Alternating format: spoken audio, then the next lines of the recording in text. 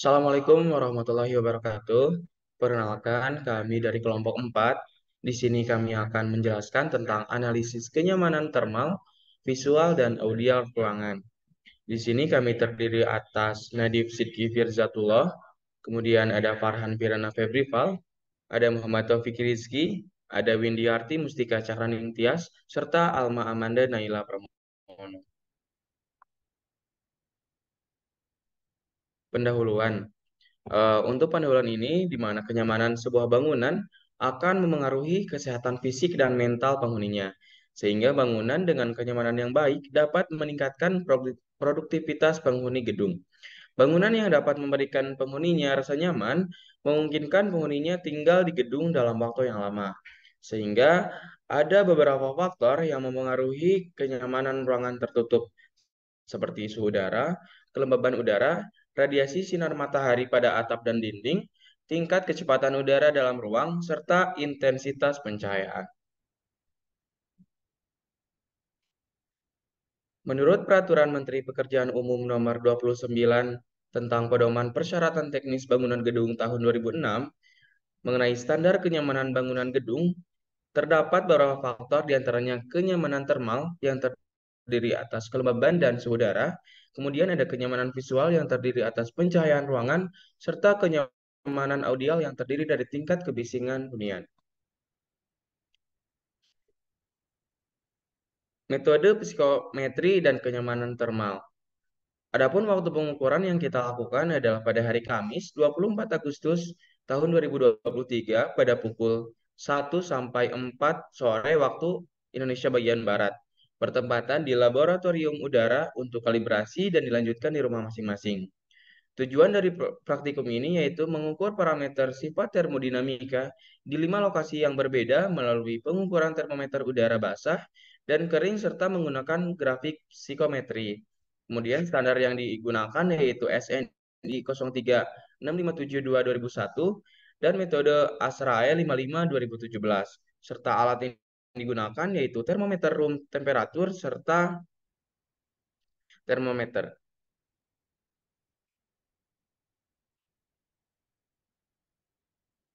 Praktikum dimulai dengan persiapan alat dan bahan, serta menentukan titik pengukuran. Kemudian mengambil data termal dengan termometer basah, serta kering. Kemudian melakukan pengukuran suhu dengan smartphone. Kemudian aplikasi termometer pada smartphone dikalibrasi, serta dilakukan analisis berupa pengolahan data. Untuk pengukuran intensitas cahaya, kami melakukannya pada hari Kamis, tanggal 24 Agustus tahun 2023, pada pukul 1 sampai 4 waktu Indonesia bagian Barat, bertepatan di laboratorium udara untuk kalibrasi dan dilanjutkan di rumah masing-masing. Adapun untuk tujuan dari pengukuran intensitas cahaya ini yaitu penerangan dalam ruang membandingkan hasil pengukuran intensitas cahaya ruangan dan ruangan terbuka dengan nilai standar. Kemudian acuan yang digunakan yaitu SNI 036572-2001 dan metode ASRAE 55 2017. Adapun untuk alat yang kami gunakan yaitu Luxmeter dan kemudian aplikasi LuxLike Meter Pro. Untuk pengukuran yang dilakukan yaitu persiapan alat dan bahan, kemudian kalibrasi antara smartphone dan Luxmeter, kemudian titik lokasi pengukuran ditentukan, kemudian pengukuran dilakukan oleh tiap anggota kelompok dalam 4 ruangan yang berbeda, serta pengambilan data visual dengan aplikasi Luxmeter pada smartphone, kemudian data diolah serta dianalisis. Selanjutnya yaitu kenyamanan audial, di mana waktu yang kami lakukan pada hari Kamis, tanggal 24 Agustus 2023, pada pukul 1 sampai 4 sore waktu Indonesia bagian Barat. Bertepatan di laboratorium udara untuk kalibrasi dan dilanjutkan di rumah masing-masing. Adapun untuk tujuan dari kenyamanan audial ini yaitu mengukur tingkat kebisingan sesaat, mengetahui tingkat kebisingan lingkungan pada lokasi tertentu, dan mempelajari baku mutu tingkat kebisingan pada suatu lokasi. Standar yang kami gunakan yaitu SNI 036572-2001 dan metode ASRAE 55 2017. Adapun untuk alat yang kami gunakan yaitu sound meter serta sound level meter. Praktikum kenyamanan ODL ini diawali dengan persiapan alat dan bahan, kemudian kalibrasi antara smartphone dan sound level meter, kemudian penentuan lokasi pengukuran, serta pengukuran dilakukan tiap individu di tempat tinggal yang berbeda.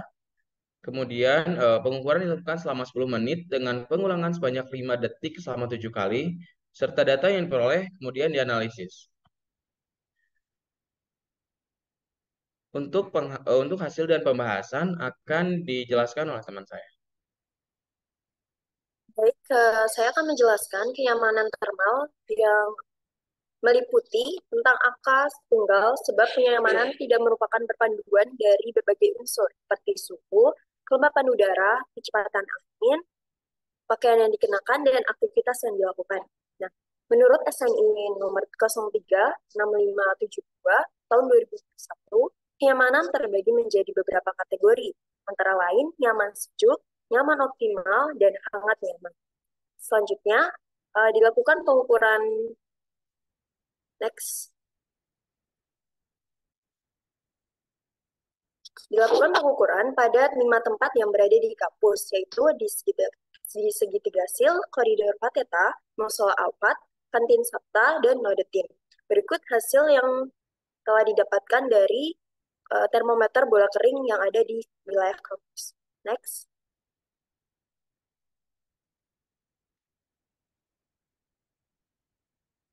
Berikut hasil dan pembahasan dari lokasi yang pertama, yaitu segitiga sil, yaitu waktu pengukurannya pada jam 14.32 dengan sensasi kenyamanan hangat. Nah, pada grafik psikometri ini terdapat hasil termometer bola kering yaitu sebesar 38 dengan FH yaitu 60,96%. Nah, kemudian yang lokasi kedua adalah koridor Kateta dengan waktu pengukuran 14 lebih 39 menit itu dengan sensasi kenyamanan sedikit hangat. Untuk pengukuran termometer bola kering 34 derajat Celcius dengan RH yaitu 53,38%. Selanjutnya, untuk lokasi yang ketiga yaitu musola Alphard dengan waktu pengukuran 14 lebih 51 menit dengan sensasi kenyamanan netral. Grafik psikometri yang didapatkan yaitu dengan termometer bola keringnya sebesar 29 derajat Celcius dengan RH sebesar 54,5. Dan untuk kantin Sabta pada pengukuran 14 lebih sensasi kenyamanan yaitu sedikit hangat dengan hasil termometer bola keringnya 34 dan RH sebesar 53. Nah, lokasi yang terakhir yaitu pada lokasi Nodetin, hasil pengukuran pada jam 3 sore lebih 8 menit, yaitu dengan sensasi kenyamanan sedikit hangat. Nah, pada lokasi ini, termometer bola kering sebesar 33 derajat Celcius dengan RH sebesar 52. Nah, menurut standar yang telah didapatkan untuk kenyamanan termal daerah tropis sebab yaitu dicapai pada 40% sampai 60% untuk RH-nya. Nah, secara keseluruhan, nilai kelembapan yang ada di lingkungan kampus yaitu kisaran 50-60%. Nah, berdasarkan SNI nomor 36572/2001, maka kelembapan relatif udara yang diajukan itu belum memenuhi standar yang berlaku. Kemudian dilanjutkan ukuran termal atau suhu ruangan pada masing-masing tempat. Data pengukuran termal diambil dari 4 ruangan, yaitu kamar tidur, kamar mandi, dapur, dan teras. Nah, pengukuran ini dilakukan dengan aplikasi yang telah dikalibrasi pada laboratorium udara dengan kelima tempat yang tadi. Nah, didapatkan hasil-hasil sebagai berikut. Untuk kategori kamar tidur, paling membedakan yaitu pada bagian teras, karena pada teras terdapat hasil yang sangat jauh dari standar, yaitu nyaman sejuk, hangat nyaman, dan nyaman optimal, karena pada hasil ini terdapat beberapa anggota, yaitu Nadif, Topik, dan Amanda dan Windy dengan hasil teras yang cukup kering atau kering dan panas. Lanjut.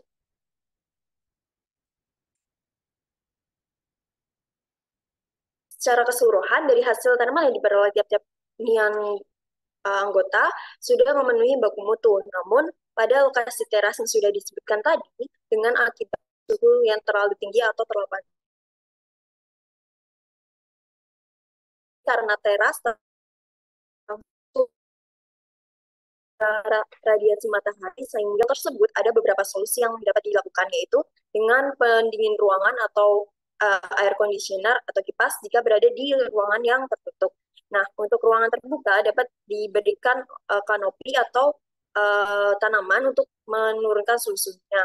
Nah, pengondisian ini dapat mendesain rumah dengan ventilasi yang cukup atau tidak tertutup sehingga udara dapat masuk maupun keluar dan merubah kondisi termal.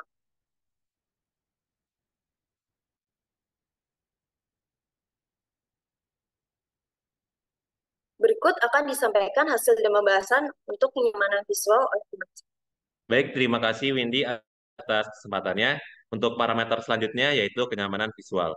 Kenyamanan visual merupakan istilah yang mengacu pada tingkat kenyamanan atau kesejahteraan yang dirasakan oleh seseorang ketika melihat atau mengalami suatu lingkungan visual objek atau tampilan. Kategori kenyamanan visual rumah tinggal menurut SNI 036197/2009 untuk teras tingkat pencahayaannya sebesar 60 lux, kamar mandi sebesar 250 lux, kamar tidur sebesar 250 lux, dan dapur sebesar 250 lux. Boleh di next. Berikut merupakan hasil pengukuran tingkat pencahayaan dari masing-masing anggota kelompok. Berdasarkan hasil pengukuran kenyamanan visual pada masing-masing hunian didapatkan intensitas cahaya tertinggi pada teras, yaitu dengan rata-rata sebesar 395 lux, dan intensitas cahaya terendah pada teras dengan rata-rata 40 lux. Hasil pengukuran kenyamanan visual di berbagai ruangan hunian anggota kelompok menunjukkan bahwa sebagian besar ruangan belum memenuhi standar kenyamanan visual yang berlaku. Kamar tidur dari semua anggota kelompok tidak memenuhi standar kenyamanan. Selain itu, pada bagian kamar mandi Nadif, Taufik, dan Amanda memiliki pencahayaan yang kurang memadai.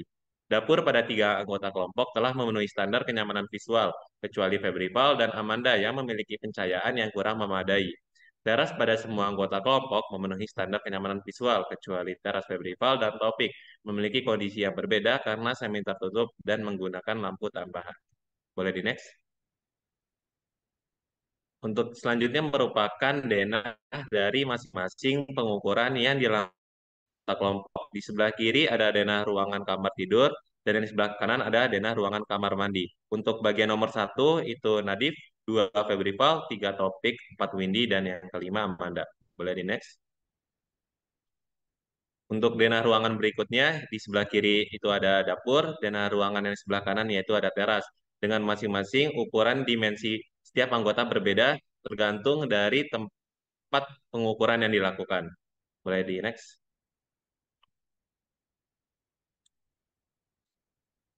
Secara keseluruhan, sebagian pengukuran yang dilakukan memenuhi standar SNI 036197/2011, kecuali ruangan kamar tidur yang belum memenuhi standar.